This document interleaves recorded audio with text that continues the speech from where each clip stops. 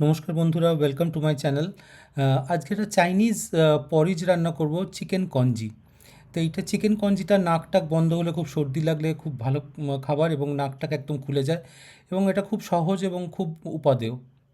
তো এটা করতে গেলে যেটা আমাদের নিতে হবে সেটা হচ্ছে ফাইনলি স্ট্রিপ চিকেন ব্রেস্ট নিয়েছি, খানিকটা কর্নফ্লাওয়ার নিয়েছি, তার সাথে আমি এখানে একটা রাইস নিয়েছি। এটা আমি পংচাও থেকে কিংবা টেরিটি বাজার থেকেও কিনতে পারেন আপনারা। কিছু ফাইনলি চপড স্প্রিং অনিয়ন্স, এবং তার সাথে কিছু করিয়েন্ডার মানে ধনেপাতা নিয়েছি, একটু অয়েস্টার সস নিয়েছি। আর যেটা করব সেটা হচ্ছে একটা ডেচকিতে আমি খানিকটা গরম জল বসিয়ে দিয়েছি অলরেডি, চালটা প্রথমে করার জন্য।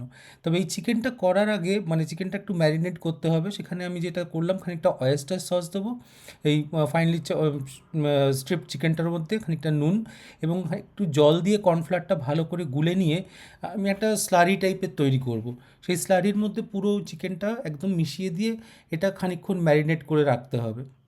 এই যতক্ষণ চালটা সেদ্ধ হচ্ছে ততক্ষণই রাখতে পারেন, কিংবা একটু বেশিও রাখতে পারেন, যেমন আপনার কাজের মধ্যে যেমনভাবে জিনিসটা স্যুট করে। তবে এই চিকেনগুলো ভালো করে সেপারেট করে দিতে হবে, যাতে লেগে লেগে না থাকে, কারণ যখন আপনি পরিজটা খাবেন তখন ইট শুড বি সেপারেট আর কি। আর একটু আমি ভেজিটেবল অয়েল ইউজ করলাম। অয়েলটা উইল গিভ দ্যাট থিং আর টেক্সচার, আর তাছাড়া এই চিকেনটা গায়ে গায়ে লেগে যাওয়ার থেকেও হেল্প করবে। এটা ভালো করে এই স্লারিটা বানিয়ে আমি আলাদা করে রেখে দিলাম। এবার আমার এদিকে জলটা ফুটছে, জলের মধ্যেই প্রায় 1 ঘন্টা ভেজানো এই চালটা, এটা অনেকটা মিনিকেট চালের মতনই দেখতে, but some Chinese rice, it gives a very nice test, একটু স্টিকি রাইস টাইপের। এই চালটা আমি দিয়ে দিলাম। চালটা দিয়ে আমি জিনিসটা জলটা ফুটতে দেবো, এবং মাঝে মাঝে নেড়ে দেবো অবশ্যই। আর কিছু দেওয়ার দরকার নেই এটার মধ্যে। জলটা যখন ফুটতে থাকবে তখন দেখবেন আপনারা যেমন আমরা ভাত ফোটাই আর কি, তেমনভাবে এখানে ভাতটা ফোটানোটা আমরা এই জলটা রিটেন করব, মানে এখানে যে ভাত জল গেলে ফেলে দেবো তা নয়। আর এটা আপনি ফেলতেও পারবেন না, কারণ এই রাইসটা যখন তৈরি হয় তখন অনেকটা স্লারি টাইপের একটা গ্রেভি টাইপের তৈরি হয়ে যায়। যখন গোটা জিনিসটা একদম ফুটছে, চালটা মোর অর লেস হাফ ডান, আমি এই চিকেনটা যেটা স্লারিটা বানিয়ে রেখেছিলাম সেটা আমি অ্যাড করে দিলাম। অ্যাড করে দিয়ে আপনাকে যেটা করতে হবে সেটা হচ্ছে কনস্ট্যান্টলি এটা একটু স্টার করে দিতে হবে, কারণ চিকেনগুলো একে একের সাথে লেগে যাওয়ার একটা প্রবণতা থাকবে, সেটা একটু আপনাকে কাটিয়ে দিতে হবে। যখন পুরো জিনিসটা চিকেনটা আলাদা আলাদা হয়ে গেছে রাইসের মধ্যে, তখন যেটা করব আমরা যে স্প্রিং অনিয়ন আর ধনেপাতা মানে করিয়েন্ডারের যে স্টেমগুলো ছিল মানে শক্ত পার্টগুলো, সেগুলো আমি অ্যাড করে দেবো, just to enhance the flavour আর কি।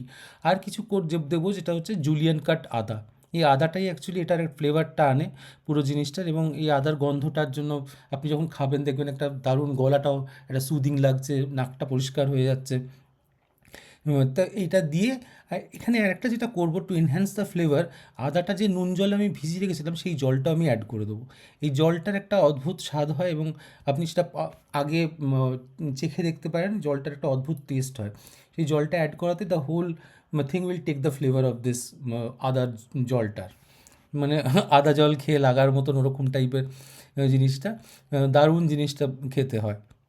তো এবার আমি জিনিসটাকে ফুটতে দেবো। আপনি দেখবেন চিকেনগুলো অলরেডি যেহেতু খুব ফাইনলি স্ট্রিপড এবং ম্যারিনেটেড ছিল, চিকেনগুলো খুব সহজে ওয়েল ডান হয়ে যাবে। এবং ওয়েল ডান হওয়ার ফলে যেটা হবে সেটা হচ্ছে যে জিনিসটা সফট, একদম সুন্দর একটা পরিজের মধ্যে চিকেন পাচ্ছেন, সেটা দারুণ লাগে। এবার এটা আমি খানিকক্ষণ ঢাকা দিয়ে ফুটতে দেবো। ফোটার পর যেটা করব সেটা হচ্ছে তোলার পর আমি দেখব যে জিনিসটা একদম তৈরি হয়ে গেছে। এবার এটা সার্ভিংয়ের পালা। সার্ভিংয়ের পালাটাতে আমি যেটা করব সেটা হচ্ছে আমি এই পুরো স্যুপটা with the chicken, with the corianders and everything আমি তুলে একটা বোলের মধ্যে সাজিয়ে নেব। বোলে সাজানোর জন্য সাজালে কী হবে, খেতেও সুবিধা হবে, আপনি একটা যে কোনো স্যুপ স্পুন দিয়ে আপনি আরামসে খেতে পারবেন।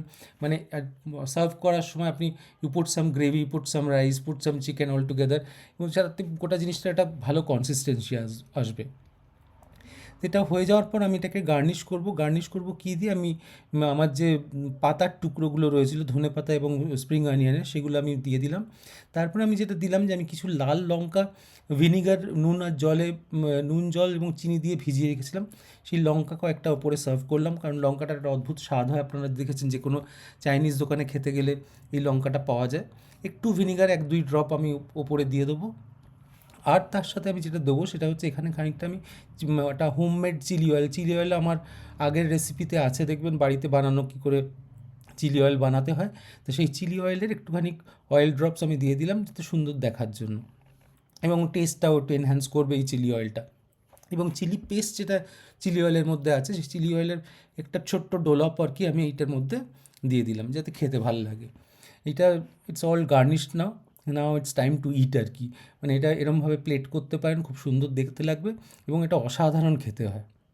মানে এটা খাওয়ার অপেক্ষায় আমি আর থাকতে পারছি না, মানে দারুণভাবে ভালো লাগে এটা খেতে। আপনারাও নিশ্চয়ই এনজয় করবেন। Thank you for watching. যদি ভালো লাগে প্লিজ লাইক, শেয়ার এবং সাবস্ক্রাইব করবেন। Thank you so much for watching.